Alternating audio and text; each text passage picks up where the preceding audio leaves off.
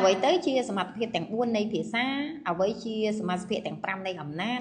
អ្វីជាសកម្មភាពគោលហើយអ្វីទៅជាគោលការណ៍ហ្នឹងហើយជំរាបសួរពុកម៉ែបងប្អូននិងលោកគ្រូអ្នកគ្រូទាំងអស់គ្នាចាវីដេអូនេះខ្ញុំនឹងលើកយកប្រមាណចំណុចហ្នឹងចាយកមកនិយាយហ្នឹងហើយពីព្រោះថាក៏ឃើញមាន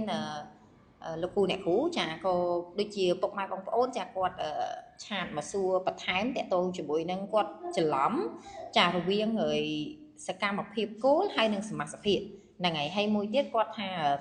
ចំណុចមួយទៀតគឺគោលការណ៍3ហ្នឹងហើយគ្រូធ្វើគ្រូនឹងសិស្សធ្វើហើយសិស្សធ្វើអញ្ចឹងក្នុងវីដេអូនេះខ្ញុំនឹងបន្ថែមជូនមួយទៀតគឺសមត្ថភាពទាំង4នៃភាសាមួយទៀតចាដាក់បញ្ចូលគ្នាតែម្ដងអញ្ចឹងដោយវីដេអូកន្លងមកចាពុកម៉ែបងប្អូនលោកគ្រូចាបានទស្សនាហើយគឺតាក់ទងនឹងកញ្ចប់អំណាចចាអញ្ចឹងអ្វីដែលប្រមាណចំណុចដែលខ្ញុំនិយាយមុនហ្នឹងគឺសិតតែធាតុផ្សំនៃកញ្ចប់អំណាចរបស់យើងចាដែលកញ្ចប់អំណាចរបស់យើងមាននៅក្នុងហ្នឹងអញ្ចឹងមានធាតុផ្សំទាំងអស់ហ្នឹងគឺយើងហៅថាជាសម្ភារៈកញ្ចប់អំណាចថ្នាក់ដំបូងហើយចាចាឥឡូវយើងមកសមត្ថភាពទាំង4នៃភាសាហ្នឹងហើយអញ្ចឹងសមត្ថភាពទាំង4នៃភាសារបស់យើងចាមានដូចជាចានិយាយស្ដាប់ចាអានសរសេរចាអញ្ចឹងសមត្ថភាពនិយាយសមត្ថភាពស្ដាប់ចា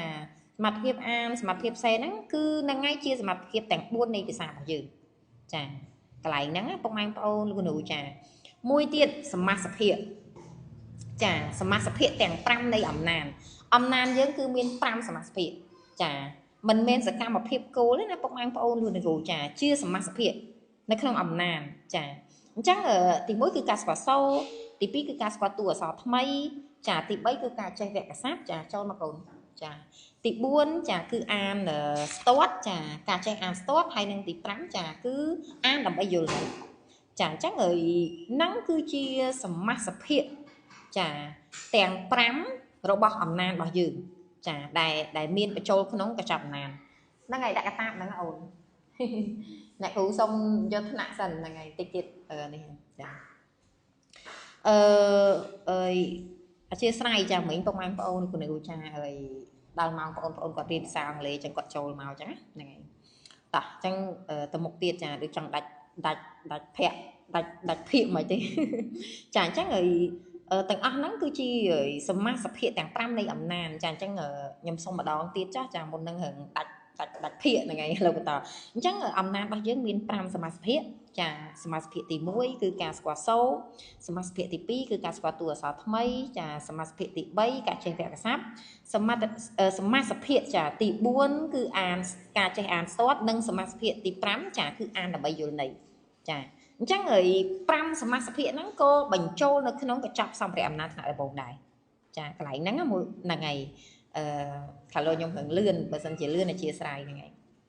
មួយទៀតគឺសកម្មភាពគោលចាពុកម៉ែបងប្អូនលោកនៅក្នុងកញ្ចប់សម្ភារៈអំណាចថ្នាក់ដំបូងណាចាមានសមាសភាពផ្សេងសកម្មភាពគោលផ្សេងចាកុំឲ្យច្រឡំព្រោះដោយសារខ្ញុំហ្នឹងខ្ញុំធ្លាប់ច្រឡំចាខ្ញុំធ្លាប់ច្រឡំកាលពីរៀនដំបូងចារៀនក្តៅអត់តន់សូវយល់លេកាលពីដំបូងអូយមួយសមាសភាពចាមួយទៀតសកម្មភាពអញ្ចឹងណាសកម្មភាពគោលអញ្ចឹងខ្ញុំរៀងច្រឡំអញ្ចឹងកន្លែងនេះបានខ្ញុំចង់បញ្ជាក់ជូនចាពុកម៉ែបងប្អូនលោកគ្រូយើងថាមួយសមាសភាពមួយទៀតសកម្មភាពគោលចាអញ្ចឹងឥឡូវខ្ញុំសូមលើកឧទាហរណ៍ថ្នាក់ទី2ចុះថានៅក្នុងថ្នាក់ទី2របស់យើងការបង្រៀននឹងរៀនបែបកញ្ចប់អំណាចនេះចាវិធីសាស្ត្រកញ្ចប់អំណាចនេះគឺមានទាំងអស់7សកម្មភាពគោលចានៅក្នុងសមាសភាពទាំង5ចាគឺមាន7សកម្មភាពគោលក្នុងការបរិញ្ញាហ្នឹងចាហើយក៏មានបង្កប់នៅសមត្ថភាព4ដែលខ្ញុំបានជម្រាបជូនកាលពីដើមក្បាលវីដេអូអញ្ចឹងបងប្អូនលោកគ្រូអញ្ចឹងសកម្មភាពគោលនៅក្នុងការបង្រៀននិងរៀនភាសាខ្មែរចាតាមបែបបញ្ចប់អំណាចនេះគឺមាន7ចាបងប្អូនលោកគ្រូមួយសមាសភាពមួយទៀតសកម្មភាពគោលចាអញ្ចឹងឧទាហរណ៍បើសិនជាសកម្មភាពគោលគឺមានការស្គាល់សូរអក្សរថ្មីចាទី1សកម្មភាពគោលទី2ការស្គាល់តួអក្សរថ្មីសកម្មភាពគោលទី3ចាការអានព្យញ្ជននិងពាក្យសកម្មភាពគោលទី4ការចេះវគ្គស័ព្ទសកម្មភាពគោលទី5ចាការអានល្បះសកម្មភាពគោលទី1ការអានអត្ថបទខ្លីនិងសកម្មភាពគោលទី7ការសរសេរចាហ្នឹងហើយការសរសេរអញ្ចឹង7សកម្មភាពគោលហ្នឹងគឺជាការបង្រៀននិងរៀនបែបកញ្ចប់អំណាចនៅក្នុងភាសាខ្មែរថ្នាក់ទី2ហ្នឹងហើយជាឧទាហរណ៍របស់ខ្ញុំក៏ប៉ុន្តែនៅក្នុងសកម្មភាពគោលហ្នឹងគឺសមាសភាពរបស់អំណាចគឺមាន5ចាតែសកម្មភាពគោលហ្នឹងគឺក្នុងការបង្រៀនតាមបែបកញ្ចប់អំណាចអញ្ចឹងទៅ ចាតាកតាហ្នឹងអូនចាតាមបែបចប់ណាចឹងទៅកន្លែងហ្នឹងពុកម៉ែបងប្អូនគ្រូចាមួយទៀតចាអំពីគោលការណ៍ចាចូលមកអូនចូលមកអូនដាក់ហ្នឹងចោះចាទៅទិញអីញ៉ាំសិនណាកូនចាតែគ្រូខ្ចីថ្នាក់សិនចាអីបន្តទៀតចាអូវីដេអូនេះដូចរឿងដាច់វគ្គហ្មងចាគោលការណ៍3ចាគោលការណ៍3គ្រូធ្វើ I do គ្រូនឹងសិស្សធ្វើ we do ចាសិស្សធ្វើ you do នឹងជាគោលការណ៍នៅក្នុងការបង្រៀនសកម្មភាពគោលនីមួយៗហ្នឹងគឺមានបង្កប់នៅគោលការណ៍3អញ្ចឹងពុកម៉ែបងប្អូនលោកគ្រូចាឧទាហរណ៍ខ្ញុំឧទាហរណ៍ថាខ្ញុំបរៀនពីសកម្មភាពគោលគឺការស្គាល់សូរអក្សរថ្មីអញ្ចឹងឧទាហរណ៍ការស្គាល់សូរអក្សរថ្មីហ្នឹងខ្ញុំចង់មានន័យថាចេះនៅក្នុងសកម្មភាពគោលនីមួយៗហ្នឹងគឺមានបង្កប់គោលការណ៍3ហ្នឹងហើយការរៀននឹងរៀនតាមបែបកញ្ចប់ណាហ្នឹងពុកម៉ែបងប្អូនលោកគ្រូឥឡូវខ្ញុំឧទាហរណ៍ការបរៀនការស្គាល់សូរអញ្ចឹងឧទាហរណ៍ខ្ញុំអេសអញ្ចឹងខ្ញុំលំមាស់អញ្ចឹងទៅខ្ញុំសួរគាត់ថាហ្នឹងអ្នកគ្រូអេសអីកូនចៃគាត់ថាចៃចាអញ្ចឹងខ្ញុំរកសូរដើមតែពាក្យចៃមានសូរដើមអីចអញ្ចឹងកូនស្ដាប់ណាចឃើញទេយើងជាគ្រូថាកូនស្ដាប់ណាចយើងអាហ្នឹងហៅថាគ្រូធ្វើយើងធ្វើគាត់ឃើញណាតោះឥឡូវកូនថាជាមួយអ្នកគ្រូមកកូនកូនថាជាមួយអ្នកគ្រូមកហ្នឹងច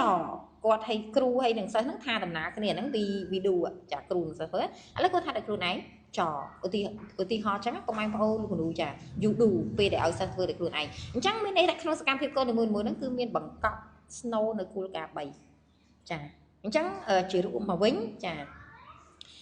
ទី1ចាសមត្ថភាពទាំង4ចានៃភាសារបស់យើងគឺមានសមត្ថភាពចា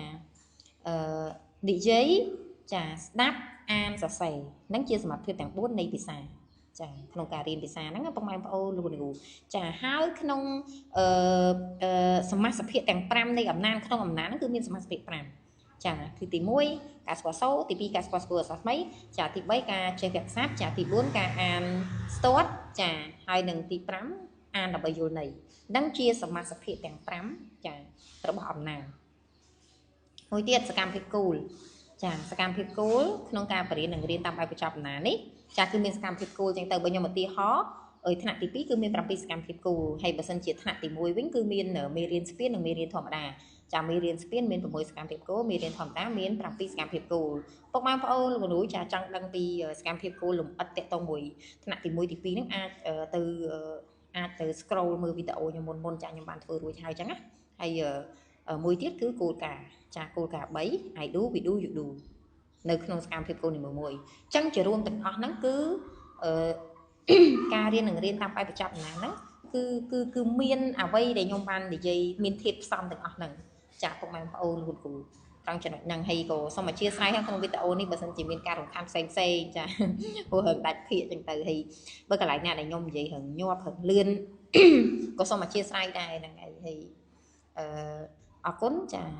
ពុកម៉ែបងប្អូនលោកគ្រូទាំងអស់គ្នាចាដែលបានទស្សនាវីដេអូមួយនេះសង្ឃឹមថាវីដេអូមួយនេះអាចជួយជាប្រយោជន៍ដល់ពុកម៉ែបងប្អូននិងលោកគ្រូយើងចាដែលដូចថានៅកន្លែងតាក់ទងជាមួយនឹងសមត្ថភាពទាំង4នៃភាសាចាសមាសភាពទាំង5នៃអំណាចសកម្មភាពគោលនៅក្នុងការបង្រៀននិងរៀនភាសាខ្មែរចាមានថ្នាក់ទី1ថ្នាក់ទី2មានមេរៀនស្ពាន6សកម្មភាពគោលមេរៀនធម្មតា7សកម្មភាពគោលហើយថ្នាក់ទី2គឺភាសាខ្មែររបស់យើងមាន7សកម្មភាពគោលផងដែរហើយនឹងគោលការណ៍ចាគោលការណ៍